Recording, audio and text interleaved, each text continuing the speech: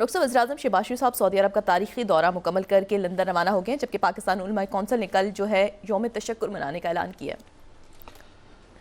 देखिए, ये जो कल हमारे सामने एक तारीखी माहिदा जी। सऊदी अरेबिया और पाकिस्तान के दरमियान सामने आया है, ये इस पे मैं पहले भी कल रात को भी बात कर चुका हूँ। मज़ीद इस पे थोड़ी सी बात करते हैं। ये एक बहुत अरसे से सोच विचार के बाद, ये कोई नीजर नहीं हुआ कि अचानक वो मुलाकात हुई और जी। तय हो गई। इसकी तमाम तर जो इसके पहलू हैं उन पर गौर हुआ है, इस माहदे की जो हमारे पास इतलात हैं। और ये जो है ये एक डिफेंस पैक्ट है दो रियासतों का और तवीलुल मुद्दती, ठीक है, ये हमेशा के लिए। और इसमें अहम बात यह है कि मज़ीद मुल्क इसमें शामिल होने जा रहे हैं आने वाले दिनों में। और न सिर्फ इसमें अरब ममालिक, बल्कि इसमें जो नॉन अरब ममालिक हैं, इस्लामी ममालिक, वो भी इसका हिस्सा बनने जा रहे हैं। और बहुत जल्द इसमें ईरान भी आ सकता है, इसमें तुर्किया भी आ सकता है, इसमें दीगर ममालिक भी आ सकते हैं सारे। और बल्कि एक बात तो बड़ी अजब उस पर बहस हो रही है, यानी उस पर डिस्कशन हो रहा है, और वो ये हो रहा है कि सारे मुल्क अगर, बहुत से मुल्क अगर, क्योंकि आपको पता है ना, ये आइडिया जो है ये मिस्र के जो सदर हैं अब्दुल फतह सीसी, उनकी जानिब से जो तकरीर हुई थी, बड़ी सख्त तकरीर हुई थी, उस पर मैं भी आता हूँ कुछ देर में। लेकिन एक बात ये भी हो रही है कि जी 22 तारीख को कॉन्फ्रेंस हो रही है सऊदी अरेबिया और फ्रांस, जो फ़लस्तीनी रियासत को तस्लीम करने के लिए एक कॉन्फ्रेंस मुत्तहदा अक़वाम मुत्तहदा के इजलास से पहले, तो उसमें जो है वो फ़लस्तीन को एक रियासत तस्लीम कर लिया जाए और फिर बाकी ममालिक फ़लस्तीनी रियासत से दिफाई मुआहदा कर लेंगे। अगर आप पे हमला हुआ तो वो हम पे हमला तस्वुर होगा। यहाँ तक बात आगे बढ़ रही है।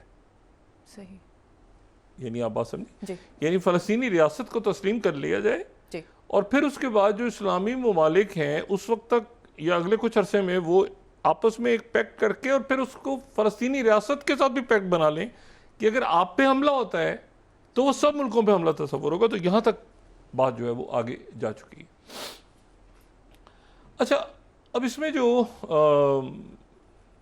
यानी इसकी जो देखें ना, जो उनके वज़ीर दिफा हैं, पहले तो ये है कि मैं आपको बताऊं, जितनी मैंने खुशी पाकिस्तान में और सऊदी अरेबिया में और बाकी सारी दुनिया में और इस्लामी ममालिक में ख़ास तौर पे देखी है, इससे पहले मेरा ख्याल है जब वो न्यूक्लियर टेस्ट हुए थे तो उस वक्त या कोई और दो चार मौके होंगे ऐसी जो खुशी देखी गई है कि जनाब अब जो है ना वो होता है ना, को मतलब है कि जवाब देने का वक्त है जी। अच्छा, अब शहज़ादा खालिद बिन सुलेमान जो कि वज़ीर दिफा हैं और मोहम्मद बिन सुलेमान के छोटे भाई हैं, ठीक है, वली अहद और वज़ीर आज़म के, उनका जो एक्स में मैसेज है वो सारी इसकी कहानी को वो बयान कर रहा है। Kingdom of Saudi Arabia and Pakistan one front against any अग्रेसर ऑलवेज एंड फॉर एवर। अब मुझे बताएं कि सऊदी अरेबिया को किन ममालिक से ख़तरा है और पाकिस्तान का किस मुल्क से झगड़ा है, ठीक है। तो जो भी अग्रेसर है तो वो सऊदी अरेबिया की तरफ से, उनके मतलब कितना खूबसूरत 3 लाइनों में उन्होंने सारी बात कर दी। वन फ्रंट अगेंस्ट एनी अग्रेसर ऑलवेज एंड फॉर एवर। बल्कि इसमें तो मुझे थोड़ा सा इसकी शायराना टच भी लग रहा है, इसमें अग्रेसर एंड फॉर एवर में खूबसूरत लिखा हुआ है। अच्छा, अब इसमें जो इम्पोर्टेंट बात है वो ये है कि मैं ज़रा इसको शुरू करता हूँ। जनरल सीसी, जो प्रेसिडेंट रिटायर्ड जनरल सीसी हैं इजिप्ट के, इसमें उनकी तरफ से जो तकरीर हुई वो तकरीर उस तकरीर में उन्होंने बात की थी, बाकी मुल्कों समेत, पाकिस्तान ने भी की, बाकी ने भी की, लेकिन उन्होंने बात की कि ये वक्त आ गया है जब अरब मुल्कों को, और फिर उसके बाद उन्होंने कहा कि नहीं, ओआईसी के मुल्कों को, और ख़ास तौर पर उन्होंने नाम लिया अपनी स्पीच में, तुर्किया, ईरान और पाकिस्तान और इंडोनेशिया और इन मुल्कों को जो है वो साथ शामिल करके एक अरब ममालिक की फ़ौज बनाई जाए नेटो की तर्ज पे। अच्छा, जो वहाँ पे स्पेन के बादशाह दौरा कर रहे हैं इस वक्त मिस्र का, और वहाँ पे उनकी बड़ी अहम मुलाकातें हो रही हैं। ज़ाहिर स्पेन, यूरोप जो है वहाँ पे एक ख़ास फ़लस्तीन के हक़ में एक माहौल बन चुका है, जिसकी वजह से आज प्रेसिडेंट ट्रंप जब दौरा कर भी रहे थे बरतानिया का, तो इसी दौरान जो कीर स्टीमर, जो कि बड़े मकबूल वहाँ के बड़े ज़बरदस्त वज़ीर आज़म हैं, लेकिन ये कि वो वहाँ पे एक राइट विंग की मूवमेंट चल रही है, वो जो भी हालात हैं, लेकिन ये हैं बड़े ज़बरदस्त। कीर स्टीमर जो है ना, ये बड़े पॉपुलर आदमी है। इससे कतई नज़र कि आपको वहाँ पे मुजाहरे नज़र आ रहे हैं सड़कों पे, इकॉनमी आगे भी, ये जैसे तैसे करके ये जो आर्टिफिशियल इंटेलिजेंस और टेक्नोलॉजी पे जो पैक्ट कर रहे हैं, बड़े बड़े ज़बरदस्त लीडर हैं, पॉपुलर अच्छे लीडर हैं। इन्होंने वहाँ पर प्रेसिडेंट ट्रंप के साथ उनकी वहाँ पे आमद, और आज ज़ाहिर है कि उनके साथ बिजनेस मैन जो थे उनसे भी ख़िताब किया प्रेसिडेंट ट्रंप ने, प्रेस कॉन्फ्रेंस भी, सब कुछ किया।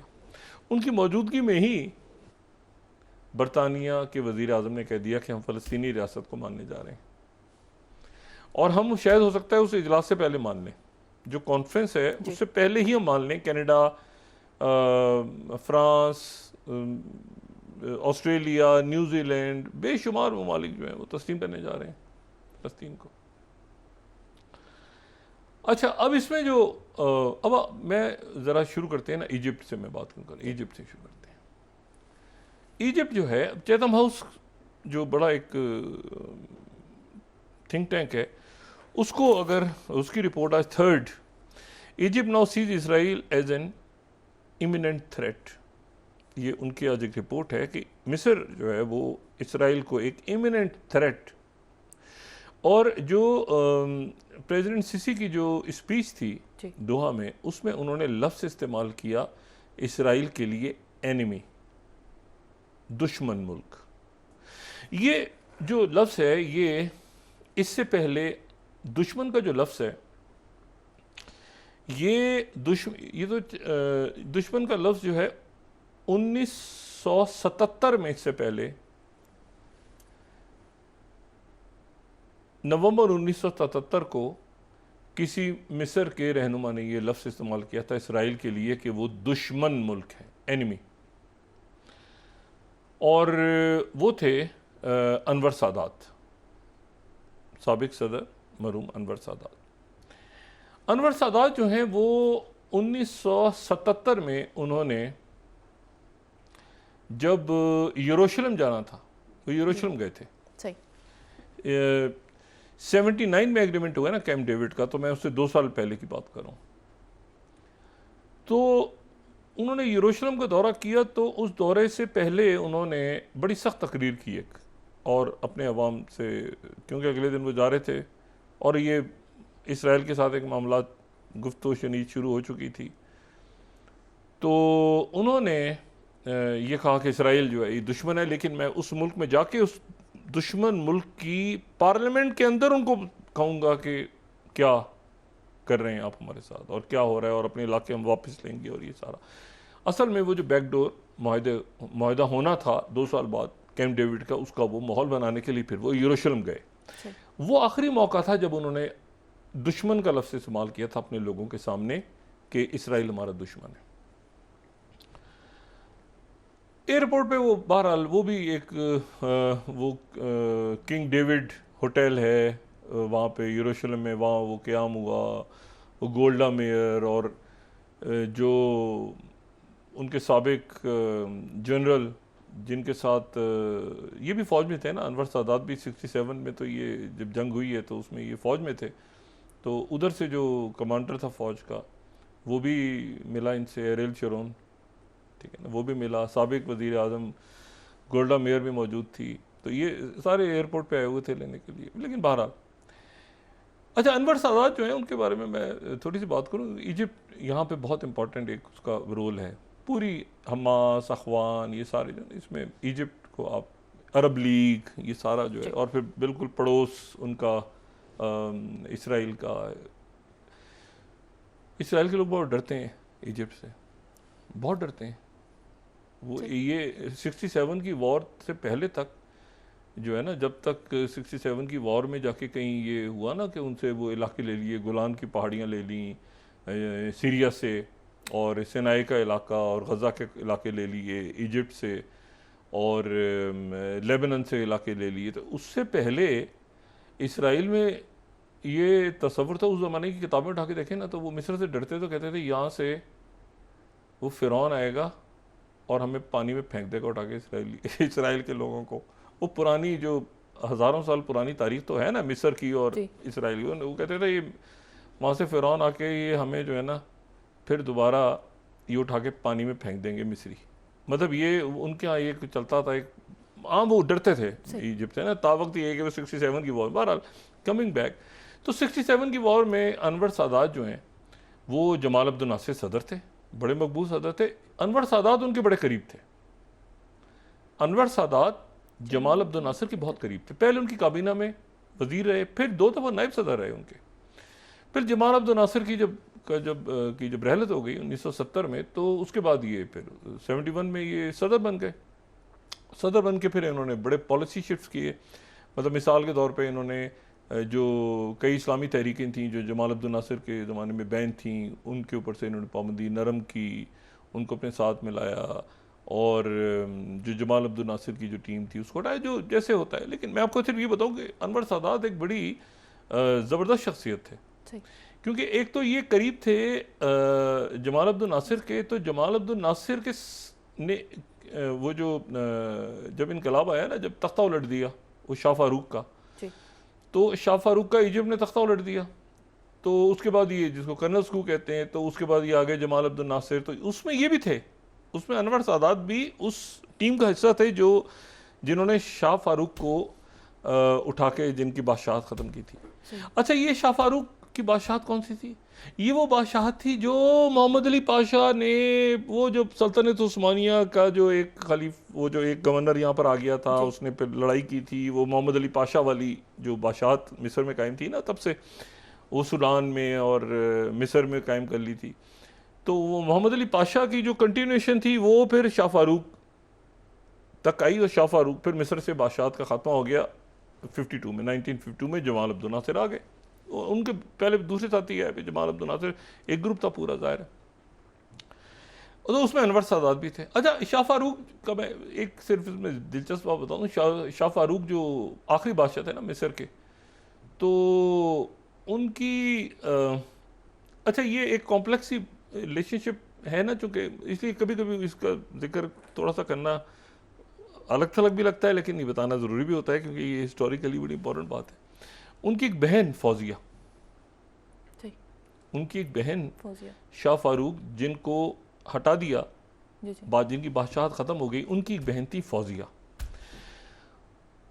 उनकी शादी ईरान के वली अहद से हो गई, जो शादी के 2 साल के बाद बादशाह बन गए, यानी रज़ा शाह पहलवी। शाह फारूक की बहन रज़ा शाह पहलवी की अहलिया थी मलका फौजिया, पहली अहलिया, जो शाह ईरान की यानी ईरान की जो पहली यानी शाह ईरान, ये 39 में हुई है ना इनकी शादी। तो 2 साल के बाद वो उनके वालिद को, अच्छा वालिद नहीं शादी अरेंज करवाई थी, वालिद को जलावतन कर दिया, जो रज़ा थे इनके वालिद, और ये बादशाह बन गए। तो ये उनकी पहली जो मलका बन गई ईरान की। उस वक्त इजिप्ट के अंदर एक बड़ा, यानी एक इसके ऊपर लिखा भी जाता था, अरब दुनिया के उस ज़माने के अखबारात देखें, रिसाले देखें, क्योंकि एक तो वो मसलक का इशू था इजिप्ट यहाँ, फिर ये कि वो स्टोरीज़, फिर वो बड़ी उनके जनाब वो बड़ी जो है वो ग्लैमरस सी खातून थी। तो वो जो है 2013 में उनका इंतकाल हुआ। 2013 में उनका इंतकाल हुआ। अच्छा, तो ये वो शादी खैर नहीं चली और वो जो है वो वापस चली गई फिर कायरो, फिर उनकी दूसरी शादी हो गई। मतलब वो 5 साल रही ईरान में, ईरान की मलका रही, मिस्र के बादशाह की बहन ईरान की मलका। अब तो ना उस ज़माने में क्या एक मॉल बना होगा, लेकिन ये है कि 52 में जाहिर है कि धड़न तख्ता हो गया, वो कर्नल्स को हो गया, तो शाह फारूक चले गए, तो फिर उसके बाद वो, लेकिन ये उससे पहले पहले की बात मैं आपको बता रहा हूँ, यानी दूसरी जंग अजीम और ये आगे पीछे चल रहा है सारा। अच्छा, अब इसमें जो, अच्छा उनकी एक बेटी है शहजादी शहनाज, जो शहनाज पहलवी, जो अब ये ईरान में बादशाहत की बात कर रहे हैं ना, रज़ा पहलवी करके, मैं ईरान में वापस लाऊंगा, वो इनकी सौतेली बहन है और वो स्विट्ज़रलैंड में रहती हैं। उनका नाम शहनाज पहलवी है। वो 84 साल की हैं अब, ठीक है, 84 ईयर्स की हैं। वो शाह ईरान की पहली जो उनकी जो वो उनसे वो हैं जो मलका फौजिया से, 12 स्विट्ज़रलैंड में रहती हैं। उनको 2013 में फिर मिस्र की जो है वो नेशनलिटी दी गई, स्विस नेशनलिटी है उनके पास, ठीक है। इजिप्ट की नेशनलिटी उनको नहीं दी गई इतने सालों। बादशाह क्योंकि ख़त्म हो गई शाह फारूक की, तो बाद में अनवर सादात या जमाल अब्दुल नासिर या बाकी लोगों ने नहीं दी, 2013 में गई जब नेशनलिटी में। कमिंग बैक, इजिप्ट जो है वह तो उनके जो प्रेसिडेंट सिसी ने वो अनवर सादात की तकरीर के, अच्छा अनवर सादात के बारे में सिर्फ एक बात और कर दूं, एक ज़माने में अनवर सादात अख़वानुल मुस्लिमून में रहे हैं। अनवर सादात जो है वो जमाल अब्दुल नासिर या थे फौज में सारे, लेकिन अपनी जो यूथ है उसमें एक हिस्सा ऐसा है जिसमें जमाल अब्दुल नासिर के बरखिलाफ अनवर सादात जो एज अ प्रेसिडेंट हमें नज़र आ रहे हैं, उसके बरखिलाफ वो बड़े करीब थे सैयद हसन अल बना के मिस्र में। और बल्कि उन्होंने एक प्लान बनाया कि ये यहाँ पे तख्ता वख्ता उलटना है, तो हसन अल बना ने कहा कि नहीं, कोई मतलब इनकी वो, फिर उन्होंने जर्मन्स के साथ तो चले गए। वो उनकी बड़ी एक कमांडो किस्म की लाइफ जो है ना यूथ गुजरी है इनकी, अनवर सादात की।